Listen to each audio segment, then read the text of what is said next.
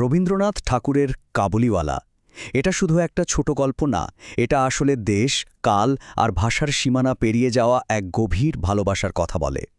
চলুন আজ আমরা এই অসাধারণ গল্পের গভীরে ডুব দিই আর এর ভেতরের আবেগগুলোকে একটু ছুঁয়ে দেখি। গল্পের শুরুটা হচ্ছে ১৯ শতকের কলকাতায়। একদম সাদামাটা একটা দিনের রাস্তায় আমরা দেখা পাই লেখকের ছোট্ট আর ভীষণ কথা বলিয়ে মেয়ে মিনির। আর তার জীবনেই হুট করে এসে হাজির হয় আফগানিস্তান থেকে আসা লম্বা চওড়া চেহারার এক ফলওয়ালা রহমত। এই যে দেখা হওয়াটা, এটাই ছিল এক অসাধারণ বন্ধুত্বের শুরু। কিন্তু ভাবুন তো একবার, কিভাবে এই দুজন একদম ভিন্ন জগতের মানুষের মধ্যে এত গভীর একটা বন্ধুত্ব গড়ে উঠল। বয়স, সংস্কৃতি, ভাষা কোনো কিছুই যেন তাদের এই নিষ্পাপ সম্পর্কের সামনে বাধা হয়ে দাঁড়াতে পারেনি। চলুন সেদিকেই একটু নজর দেয়া যাক। আচ্ছা, এই কাবুলিওয়ালা শব্দটার মানে কি বলুন তো? কাবুলিওয়ালা মানে হল আফগানিস্তানের কাবুল শহরের বাসিন্দা। আমাদের গল্পের যে মূল চরিত্র রহমত, তিনিও ছিলেন ঠিক তেমনই একজন।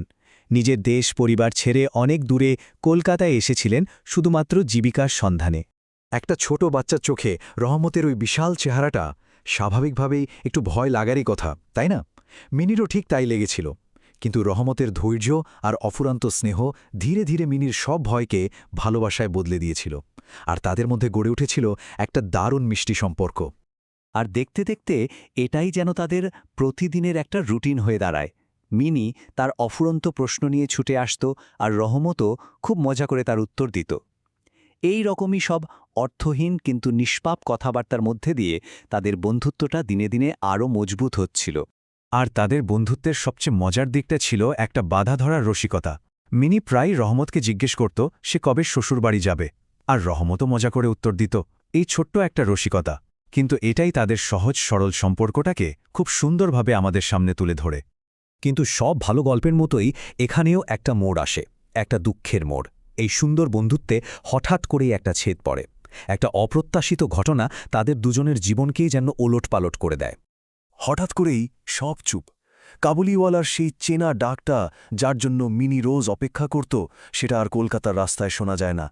একটা বিরাট শূন্যতা যেন সব কিছু গ্রাস করে নেয়। তো কি হয়েছিল আসলে? ঘটনাটা খুব সামান্য একটা ব্যাপার নিয়ে শুরু হয়। এক খদ্দের রহমতের টাকা না দেওয়ায় তাদের মধ্যে ঝামেলা লাগে, আর সেই ঝগড়ার এক পর্যায়ে রাগের মাথায় রহমত তাকে ছুরি দিয়ে আঘাত করে বসে, আর তার ফলে তাকে জেলে যেতে হয়। ভাবুন, একটা মুহূর্তের ভুল তার জীবনটাকে কোথায় নিয়ে গেল। এদিকে বছরের পর বছর কেটে যায়, সময় তো আর থেমে থাকে না। রহমত জেলের ভেতরে দিন গুনছে, আর বাইরে মিনির জীবন তার নিজের ছন্দে এগিয়ে যাচ্ছে। সে বড় হচ্ছে, স্কুলে যাচ্ছে, আর ধীরে ধীরে তার ছোট্টবেলার বন্ধু কাবুলিওয়ালার স্মৃতিটা তার মন থেকে প্রায় মুছেই যাচ্ছে। অনেক বছর পর গল্পটা তার সবচেয়ে গুরুত্বপূর্ণ অংশে এসে পৌঁছায়। রহমত ফিরে আসে, আর ফেরেও এমন একটা দিনে যে দিনটা মিনি আর তার পরিবারের জন্য ভীষণ স্পেশাল। দিনটা ছিল মিনির বিয়ের দিন।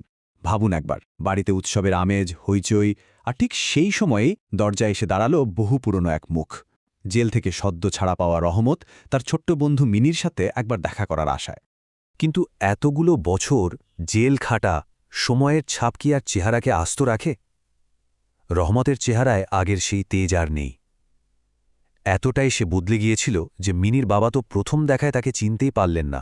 আর সত্যি বলতে, চিনতে পারার পরেও একটা দ্বিধা কাজ করছিল। বিয়ের মতো একটা শুভ দিনে একজন জেল ফেরত আসামি, ব্যাপারটা একটু অস্বস্তিকরই বটে। তিনি চাননি কোনো অশুভ ছায়া তার মেয়ের জীবনের এই বিশেষ দিনটায় পড়ুক, তাই তিনি রহমতকে চলে যেতেই বলেন। কিন্তু ঠিক এর পরেই এমন একটা ঘটনা ঘটে যা এক মুহূর্তে সব হিসাব নিকাশ পাল্টে দেয়। কথক অর্থাৎ মিনির বাবা রহমতের মধ্যে এমন কিছু একটা দেখতে পান যা আসলে তার নিজেরই ভেতরের প্রতিচ্ছবি। মিনির বাবার এই ইতস্তত ভাব দেখে রহমত বুঝতে পারে, আর তখন সে তার ময়লা জামার পকেট থেকে খুব সাবধানে একটা জিনিস বের করে। এটা কোনো দামি উপহার ছিল না, ছিল তার হৃদয়ের একটা টুকরো। আর তখনই জানা যায় আসল কারণটা, কেন সে মিনিকে এত ভালোবাসত। রহমত বলে, আমার দেশেও আপনার মেয়ের মতো একটা ছোট্ট মেয়ে আছে। মিনির হাসিতে, তার কথায় রহমত আসলে তার নিজের মেয়েকেই খুঁজে পেত। আর সেই জিনিসটা ছিল একটা ভাঁজ করা পুরনো কাগজ, আর সেই কাগজে তার নিজের ছোট্ট মেয়ের কালির ছাপ দেওয়া হাতের একটা ছোট্ট ছাপ। এই ছাপটাই ছিল তার সম্বল, তার পিতৃস্নেহের একমাত্র চিহ্ন, যা সে এতদিন ধরে আগলে রেখেছিল। ব্যাস, ওই এক মুহূর্তে মিনির বাবার কাছে সবটা জলের মতো পরিষ্কার হয়ে গেল। তিনি বুঝতে পারলেন তাদের দুজনের মধ্যে আসলে কোনো তফাৎ নেই। দেশ, ভাষা, পরিস্থিতি আলাদা হতে পারে, কিন্তু কষ্টটা এক। একজন বাবা যার মেয়ে আজ বিয়ে করে চলে যাবে, সেই বিচ্ছেদের আশঙ্কায় তার বুকটা ভার হয়ে আছে, আর আরেকজন বাবা যে বছরের পর বছর ধরে তার মেয়ের থেকে বিচ্ছেদের যন্ত্রণা বয়ে বেড়াচ্ছে। দুজনেই আসলে এক।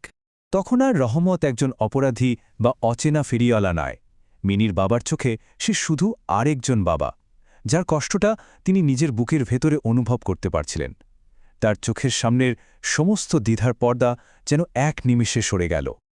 আর এরপর তিনি যা করলেন তা সত্যি অসাধারণ। তিনি সঙ্গে সঙ্গে কোণের সাজে থাকা মিনিকে ডেকে পাঠালেন। শুধু তাই নয়, বিয়ের খরচের টাকা থেকে একটা বড় অংশ রহমতের হাতে তুলে দিয়ে বললেন, তোমার নিজের মেয়ের কাছে ফিরে যাও। কারণ তিনি বুঝেছিলেন একজন বাবার জন্য এর চেয়ে বড় উপহার আর কিছুই হতে পারে না। এই গল্পটা এখানেই শেষ হয়, কিন্তু একটা বড় প্রশ্ন রেখে যায়।